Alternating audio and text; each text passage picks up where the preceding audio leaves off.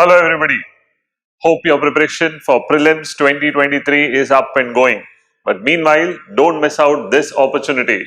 UPSC has come up with a notification for EPFO and Assistant Provident Fund Commissioner's post. And this is come after a long time. More than 400 posts available, and this is time for you to apply. The exam is a one-stage exam. An MCQ pattern exam followed by an interview. Very rarely you get such a chance with UPSC. Don't forget, apply. We will now take you through a brief idea of how to apply and the basic details of the exam.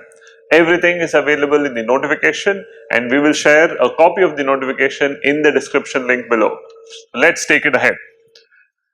This is the notification. So the vacancy details are very clear. This is for EPFO, which is Employee Provident Fund Organization, and APFC, which is Assistant Provident Fund Commissioner.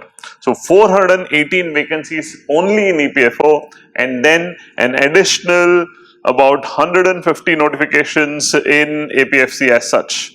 So they have their clear vacancies. It is an all India service liability as such. 159 vacancies in APFC and 400 plus vacancies in EPFO. Everything to be applied, clear category wise separation is also given. The last date to apply is 17th March. So it's time now, if you have not applied, to click the button apply. All notifications are very clear. So very quick understanding as such. The last date to apply, as we said, is 17th March and it's a one-stage exam. As you can clearly see, all details are very clear for the first stage, that is for the EPFO exam. It's a 2-hour paper, all questions carry equal marks, but be very careful here. This paper will have 120 questions, but it is for 100 marks. So on that sense, you have to be careful. Many times we have seen the most promising candidates losing out, assuming it to be 100 questions, 100 marks. This will be 120 questions and 100 marks. So there is penalty for wrong marks, wrong answers. This is the basic syllabus for EPFO. General English, freedom struggle, current events of development issues, Indian polity and economy. So till here it is common to the civil services exam. These two are additional. General accounting principles, industrial relations and labor laws. Now for these we will do a crash course immediately after the prelims. So for now concentrate on the prelims upcoming, but there are some topics for which we will be helping you with a crash course. Going ahead, you also have issues on computer applications and social security. Since this is EPFO, Employee Provident Fund Organization, so there are some specific topics, but the number of questions are limited. Your strength areas is what you have to play upon. These specific areas will have some questions, we will help you with them. India for IAS is coming up with a specific test series that is available online on our app. We will share the link and details very soon.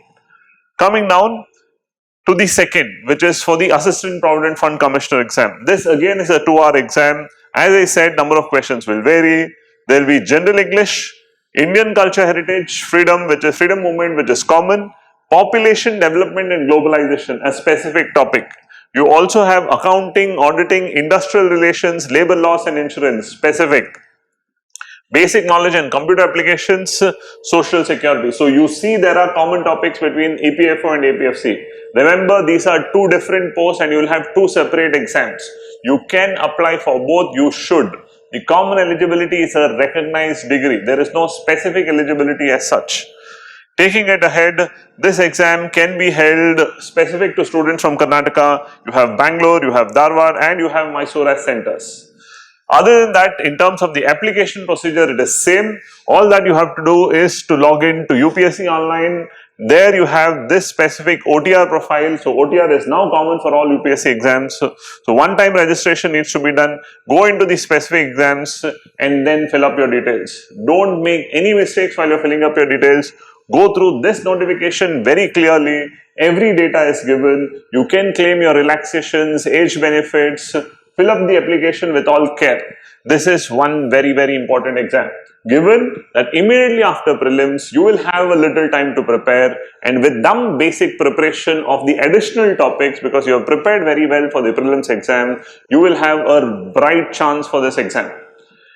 Adding on, India for IAS will support you with a test series and a crash course. The crash course will be limited to those specific topics so that we give you the additional support.